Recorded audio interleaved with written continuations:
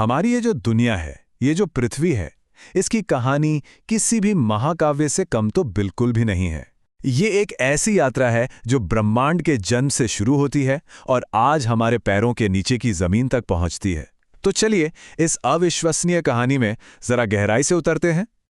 कभी ऐसा हुआ है कि रात में खुले आसमान को देखकर सोचा हो कि ये जो अनगिनत तारे टिमटिमा रहे हैं, इनके पीछे की कहानी क्या है?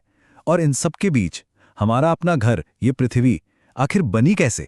बस यही सवाल है जो हमें आज इस खोज पर ले जा रहा है। अच्छा, तो ये जो सवाल है ना, इनके जवाब खोजने की कोशिश कोई आज से नहीं हो रही है। ये बहुत पहले शुरू हो गई थी। विज्ञान के शुरुआती दिनों में दार्शनिकों और वैज्ञानिकों ने अपने समय के हिसाब से कुछ सिद्धांत सामने रखे। तो देखिए, जो शुरुआती थियरीज थीं, उनमें से एक सबसे असरदार थी नेबुलर परिकल्पना।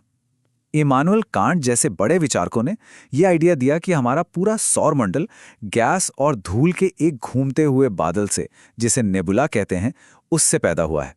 हाँ, ये पूरी कहानी तो नहीं थी, पर यह पहली बार था जब किसी ने हमारे जन्म को एक प्राकृतिक प्रक्रिया की तरह देखा था। लेकिन देखिए, जैसे जैसे हमारी समझ बढ़ी, वैज्ञानिकों ने सिर्फ पृथ्वी या ग्रहों पर नहीं, बल्कि पूरे ब्रह्मांड की उत्पत्ति के बड़े सवाल पर ध्यान देना शुरू किया, और इसी से हमें आज का सबसे माना जाने वाला सिद्धांत मिला। और वो थ्योरी है बिग बैंग थ्योरी। ये थ्योरी क्या कहती है? ये कहती है कि हमारा यूनिवर्स रुका हुआ नहीं है, बल्कि ये तो लगातार फैल रहा है, बिल्कुल एक गुब्बारे की तरह जिसमें हवा भरी जा रही हो। और ये सब शुरू कब हुआ? आज से लगभग 13.7 अरब साल पहले। ये नंबर इतना बड़ा है ना कि सोचकर ही दिमाग चकरा जाए। लेकिन हमारी ब्रह्मांडीय घड़ी की शुरुआत यहीं से होती है। तो ये हुआ कैसे? जरा कल्पना कीजिए, पूरा का पूरा ब्रह्मांड, सारा पदार्थ, सारी ऊर्जा एक सुई की नोक से भी छोटे, बेहद गर्म और घने बिंदु में सिमटा हुआ था। फिर हुआ एक महाविस्फोट। इस धमाके ने स्पेस और टाइम को ही जन्म दिया और ब्रह्मांड का फैलना शुरू हुआ। और कुछ ही मिनटों में जैसे जैसे ये ब्रह्मांडीय आग ठंडी हुई, ऊर्जा ने पदार्थ का रूप लेना शुरू कर दिया और पहले परमाणु बन गए। अच्छा, इस फैलाव को समझने का ना एक बहुत अच्छा तरीका है वो गुब्बारे वाला उदाहरण। सोचिए कि आप एक गुब्बारे पर कुछ डॉट्स बनाते हैं। मान लीजिए वो आकाशगंगाएं हैं। अब जब आप गुब्बारे में हवा भरते हैं तो वो डॉट्स एक दूसरे से दूर जाने लगते हैं, क्योंकि उनके बीच की जगह यानी गुब्बारा खुद बढ़ रहा है। ब्रह्मांड का फैलना भी कुछ ऐसा ही है। हाँ, लेकिन इस गुब्बारे वाले उदाहरण में एक बहुत जरूरी बात समझनी होगी। असल में आकाशगंगाएं खुद नहीं फैल रही हैं, जैसे गुब्बारे पर बने डॉट्स फैल जाते हैं, बल्कि उनके बीच की जो खाली जगह है वो बढ़ रही है, और यही उन्हें एक दूसरे से दूर धकेल रही है। ये एक छोटा लेकिन बहुत जरूरी वैज्ञानिक अंतर है। ठीक है, तो बिग बैंग ने ब्रह्मांड तो बना दिया, पर तारे और ग्रह वो कैसे बने? चलिए कहानी को आगे बढ़ाते हैं और देखते हैं कि गैस के विशाल बादलों ने इन आकाशीय पिंडों को कैसे जन्म दिया। बिग बैंग के बाद में अरबों साल तक ब्रह्मांड में गैस के बादल ऐसे ही तैरते रहे। फिर लगभग 5 से 6 अरब साल पहले ऐसे ही एक बादल से हमारे सूरज का जन्म हुआ। ग्रेविटी ने हाइड्रोजन और हीलियम के इस विशाल नेबुला को खींचकर एक तारे में बदल दिया। और ग्रहों का क्या? अरे, उनकी कहानी भी यहीं से शुरू होती है। नए बने तारे के चारों ओर जो बची हुई गैस और धूल थी, वो एक डिस्क की तरह घूमने लगती है। धीरे धीरे धूल के कण आपस में चिपकने लगते हैं, जैसे धूल के छोटे छोटे गोले। इन्हें ग्रहाणु कहते हैं।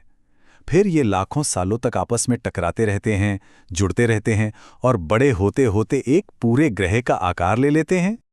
चलिए अब जूम इन करते हैं और सीधा अपने घर यानी पृथ्वी की कहानी पर आते हैं। इसका जन्म कोई शांत प्रक्रिया नहीं थी, बल्कि ये तो एक हिंसक और नाटकीय घटना थी। हमारे इस ग्रह की उम्र अंदाजा है करीब 4.6 अरब साल, यानी ब्रह्मांड की उम्र का लगभग 1/3।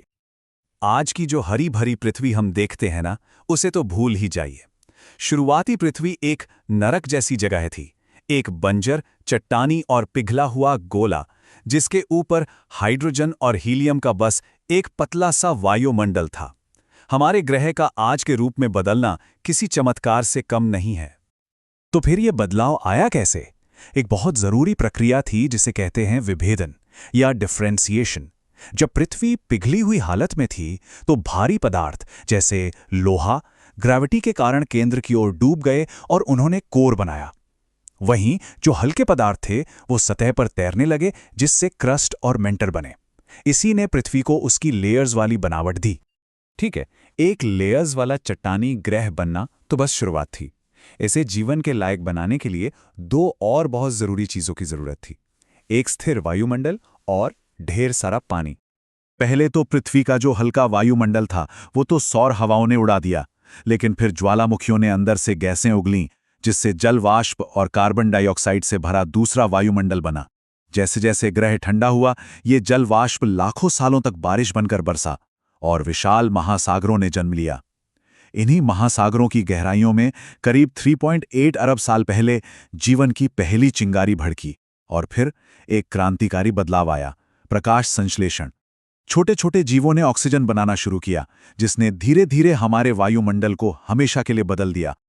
अब देखिए, जीवन की उत्पत्ति अपने आप में एक बहुत बड़ा रहस्य है, लेकिन वैज्ञानिक इसे एक तरह की जटिल केमिकल रिएक्शन के तौर पर देखते हैं। एक ऐसी प्रक्रिया जिसने बेजान पदार्थ को जानदार पदार्थ में बदल दिया, जो खुद अपनी नकल बना सकता था। ये एक असाधारण विचार है ना? तो एक छोटे से बिंदु से शुरू होकर एक ऐसे ग्रह तक का सफर जहां जीवन है, जहां हम हैं, ये सच में कितना अद्भुत है।